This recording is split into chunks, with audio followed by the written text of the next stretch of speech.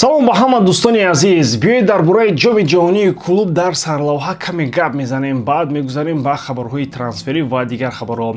дирӯз ду бозии плей-офф гузашт, вале пас аз он шаб ман як чизро ҷиддӣ ҳис кардам. дигар лозим нест ин турнирро дар амрико ташкил кунанд. аввал бозии Палмерас бо Ботафого буд. бозии сахт ва пурмоҷаро шуд. дар вақти иловагӣ Палмерас як гол зад ва бурд кард 1-0. ин бозӣ ҳадиақал ором гузашт. аммо пас аз он Бенфика Челси, ин бозӣ қариб 5 соат тӯл кашид. ҳайратовар аст, дар дақиқаи 86 раъду барқ омад. футболбозонро ба дохили бинои стадион бурданд. бозӣ қатъ шуд. майдон холӣ монд, борон борид, камераҳо кор намекарданд. мухлисон танҳо менишасту интизор буданд. тақрибан 1 соат ҳама интизори идомаи бозӣ буданд ва бовар кунед, ин бори аввал нест. пештар ҳам чунин ҳолатҳо буданд. аз ин рӯ ман росташро мегӯям, бозӣ дар амрико нест. ин кишвар барои футбол тамоман нест, ҷои бозӣ ҳақиқӣ нест. инҷо футбол ба як шӯхии бемаънӣ табдил ёфтааст. ман ҳатто метарсам ки чемпионати ҷаҳони соли 2026 чӣ гуна мегузарад. агар ҳоло танҳо як турнир бо ҳамин қадар мушкилӣ бошад, пас бо дастҳои миллии зиёд чӣ мешавад? хулоса, челси дар вақти иловагӣ 4-1 бурд ва ба даври навбатӣ гузашт. ҳоло онҳо бо Палмерас бозӣ мекунанд. имрӯз бошад ду бозии бузург, ПСЖ бо Интер Майами ва баъд аз он Фламенго бо Бавария. агар хоҳед ки ин бозиҳоро пахши мустақим бо сифати хуб бидуни борон ва тӯфон бе мушкилиҳои амрико тамошо кунед, ба телеграми ман гузаред. ман он ҷо пахши зинда мекушоям, якҷоя мебинем, гап мезанем. ссилкаи телеграм канал дар описание ва комментарияи ин видео гузошта шудааст. акнун дар он ҷо баъз шунед, мо бошем сар мекунем. оливе Жиру ба ватан бармегардад. ин сухан на танҳо барои мухлисони ӯ, балки барои тамоми дӯстдорони футбол як нав эҳсоси носталгия мерояд. клуби Лос-Анҷелес, ки дар мавсими гузашта амалгари маъруфи фаронсавӣ дар он ҳунарнамоӣ мекард, расман тасдиқ кард ки шартнома бо ӯ бо ризояти дуҷониба бекор шудааст. албатта чунин нави ҷудоӣ дар расонаҳо зебо садо медиҳад, аммо аслан дар чунин ҳолатҳо яке аз тарафҳо бештартар майл ба рафтан ё раҳо кардани бозингар дорад. бо вуҷуди ин ҳеҷ гуна ҷанҷол ё кашокаши расмӣ ба назар намерасад. ҷудоӣ оромона сурат гирифт. ҳамин тавр Жиру пас аз як давраи кӯтоҳ дар МЛС амрикоро тарк мекунад ва боз ба Аврупо бармегардад. маҳз ба лигае ки дар он аввалин қадамҳои ҷиддии касбиашро гузошта буд. лига як барои ӯ шинос аст ва метавонад ба як саҳнаи нав барои бахши ниҳоии карьераи ӯ табдил ёбад. бино ба маълумоти расонаҳо ва махсусан тасдиқи Фабрицио Романо, гузариши Жиру ба Лил амалан ҳал шудааст. маълумоти Романо, ки яке аз манбаъҳои бо эътимоди ҷаҳонии трансферҳост, баён мекунад ки ҷонибҳо дар мавриди шартнома ба мувофиқа расиданд. шартнома мухтасар хоҳад буд, ба эҳтимоли зиёд барои як мавсим, вале бо имкони тамдид. ин маънои онро дорад ки танҳо эълони расмии клуб боқӣ мондааст ва эҳтимол меравад ки ин эълон дар рӯзҳои наздик садо бидиҳад. ба масъалаи шартҳои шахсӣ ва ҷузъиёти молиявӣ бисёриҳо савол намегузоранд, зеро ҳама медонанд Жиру аллаке 39 сола шудааст ва ҳарчанд ӯ бозингари сатҳи олӣ бо таҷрибаи ғанист, синни сол ногузор таъсири худро мерасонад. ҳамин чиз аст ки шартномаи кӯтоҳмуддат пешниҳод шудааст то клуб эҳтиёткорона амал кунад, аммо дар айни замон аз таҷрибаи арзишманди ӯ баҳра гирад. сарфи назар аз син бозгашти ӯ ба Лига 1 шояд ҳатто сюрприз барои бархе бошад. бисёриҳо хусусан мухлисони футбол дар Аврупо гумон мекарданд ки МЛС охирин манзили футболи ӯ хоҳад буд. касе интизор надошт ки баъд аз амрико боз ба сатҳи баланди рақобат бармегардад. вале ин нишон медиҳад ки оливе Жиру ҳанӯзам рӯяи рақобат ва муҳаббат ба футболро аз даст надодааст. ҳоло суол ин аст, оё ин бозгашт танҳо як қадами каме пурсару садо дар охири карьераи ӯ хоҳад буд ё оғози як қисмати нави пурҷалоли дигар? баъзеҳо ҳатто мегӯянд ки бо барқарор шудани бозӣ дар Лил шояд мо ӯро бори дигар дар мунтахаби Фаронса бинем дар ҷоми ҷаҳонии соли оянда. ин шояд орзу бошад, вале оливе бозингаре нест ки орзуҳоро нодида гирад. набояд фаромӯш кард, Жиру то ҳол беҳтарин нишонзани таърихи мунтахаби Фаронса аст, 57 гол задааст. албатта дер ё зуд Килиан Мбаппе метавонад ин рекордро шиканад, вале ҳоло он бо Жиру мемонад ва ҳар голе ки ӯ ба сабт расонад як қисми таърихи футбол аст. дар ҳар сурат мо метавонем танҳо барояш барору саломатӣ орзу кунем ва интизори эълони расмии Лил бимонем. бо назардошти изороти Фабрицио Романо мо қариб ки боварӣ дорем ки ин трансфер анҷом ёфтааст. ҳоло танҳо як қадам боқӣ мондааст, калимаи расман. ин аввалин бозии рӯбарӯ дар таърихи ин ду даста аст. ПСЖ аллакай футболбозии амрикоиро каме эҳсос кард. Онҳо Сиэтл Саундерсро бо ҳисоби 2-0 мағлуб карданд.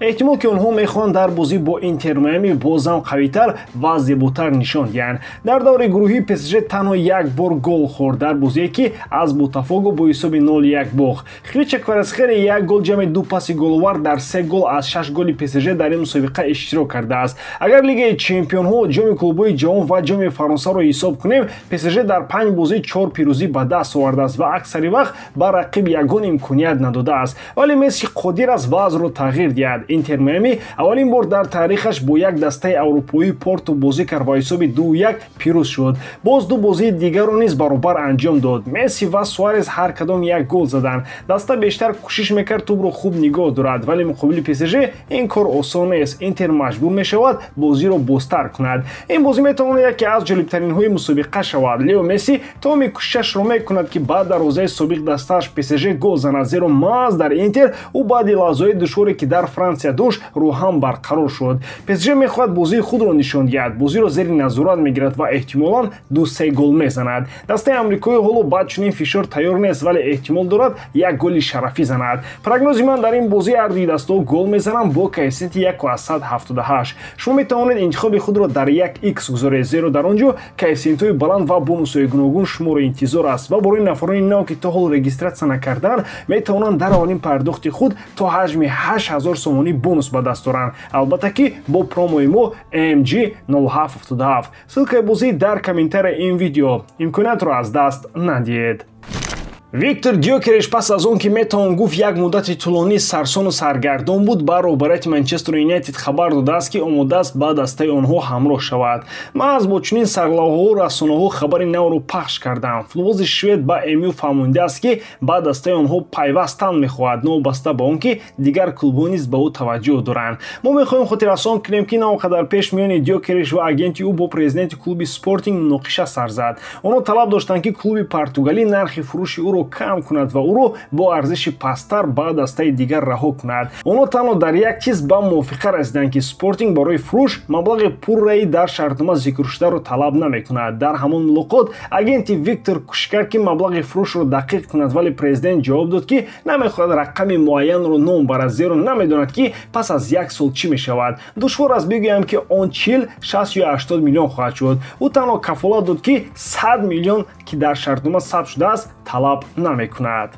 аз ин гуфтаҳо чунин бармеояд ки эҳтимол танҳо МЮ омодааст барои Дёкереш маблағеро диҳад ки худи клуб мехоҳад ва азбас ки Дёкереш баъди муноқиша бо президент наметавонад дар Спортинг бимонад, ҳамаин омилҳо ӯро водор карданд ки пешниҳоди Манчестер Юнайтедро қабул кунад, гарчанде ки агар ба матбуот бовар кунем, ӯ аз аввал нияти гузаштан ба МЮро надошт ва Арсеналро авлотар медонист. ҳоло атрофи ин гузариш овозҳои зиёде ҳастанд. аксари онҳо ба воқеият рост намеоянд. худи Виктор дар охир гуфт ҳар вақте ки лозим шавад ман ҳамаи чизро худам мегӯям. хостем хотиррасон кунем ки клаусула ё шарти харид дар шартномаи ӯ 100 миллион евро аст. портали трансфер маркет арзиши бозингарро 70 миллион евро нишон медиҳад ва аз рӯи гуфтаҳои президенти Спортинг ки мегӯяд 60 миллион плюс 10 миллион бонус кам аст, маълум мешавад ки клуб мехоҳад барои ӯ 80 ё 90 миллион евро дарёфт кунад. бо назардошти нархи бозор ва сифати Дёкереш ин нарх хеле баланд ҳам нест, аммо маъмулан ҳар қадар ки маблағи фурӯш камтар бошад, ҳамон қадар бонус барои агент ва худи футболбоз бештар мешавад. шояд рӯи ҳамин ҳисоб мекарданд, яъне ҳамон вақт ки муноқишаи миёни роҳбарияти Спортинг ва Дёкереш бо агенти ӯ сар шуд.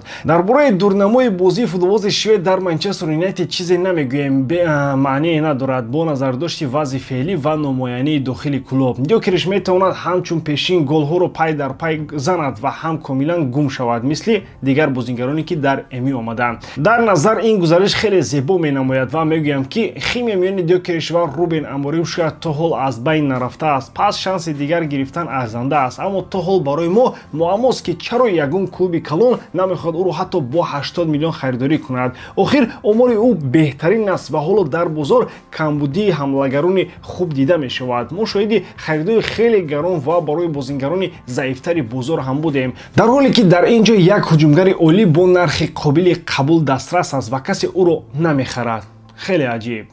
Президенти Реал Мадрид Флорентина Перес ба саволе ки дар бораи дароз кардани шартномаи Винисиус дода шуд хеле норӯшан ҷавоб дод. Ӯ гуфт ӯ яке аз беҳтаринҳост, вале дар мавриди дароз кардани шартнома президенти клуб чандон нақши калон надорад. Оварда суханони Пересро нашрияи Спортиес. Аммо агар ба таҷриба нигоҳ кунем, дар чунин масъалаҳо аксаран маҳз президент қарор қабул мекунад. Ростӣ таъсир ва имкониятҳои Флорентина Перес кайҳо боз аз ҳадди Реал гузаштаанд, вале ин дигар як мавзӯи алоҳида аст. Баъди чунин изҳорот эҳтимолан Перес ба мо ва ба худи Винисиус фаҳмондан мехоҳад ки ҳамаи чиз аз худи ӯ вобаста аст. Қаблан дар расонаҳо хабар паҳн шуд ки Винисиус пешниҳоди Реалро рад кард ва ба ҷои он пешниҳоди худро дод. Ӯ мехоҳад бозингари аз ҳама сермаоши даста шавад ва танҳо дар ин сурат омода аст шартномаро дароз кунад. Гуфта мешавад Перес ба ин ҷавоби рад додааст ва аз ҳамин сабаб шартнома дароз нашуд. Ба назар мерасад ки мавқеи Перес то ҳол тағйир наёфтааст.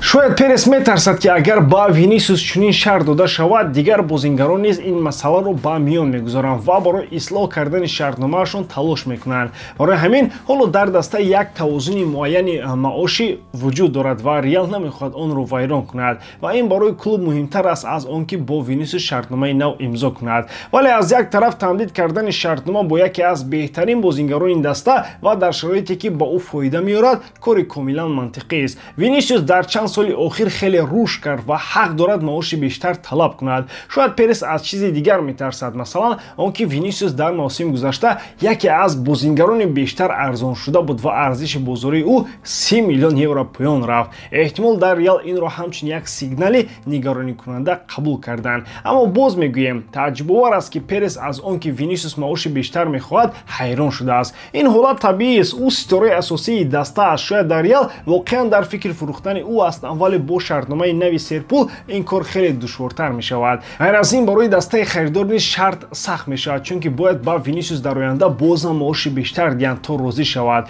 Ҳоло аслан дастаҳои Саудия ҳамчун довталабони аслии ӯ номбар мешаванд, аз ҷумла Ал-Аҳлӣ. Расонаҳо дар бораи Ал-Ҳилол низ зиёд менависанд ки гӯё барои иваз кардани Неймар бозингар меҷӯяд. Дар комментариҳо шумо нависед ки дар бораи ин масъала чӣ фикр доред дӯстон? Чаро Перес намехоҳад шартнома бо Винисиусро тамдид кунад ва оё бозингари бразилӣ ҳақ надорад бештар аз дигарон маош гирад? Ба ҳамин тамом воридам ки эҷодкории ман ба шумо писанд меояд. Лайк, комментария ва дар канал обуна шуданро аз ёд набароред. Бо шумо мисли ҳар вақта Муҳаммад Гайруф. Хай бародарон, дар паноҳи Аллоҳ.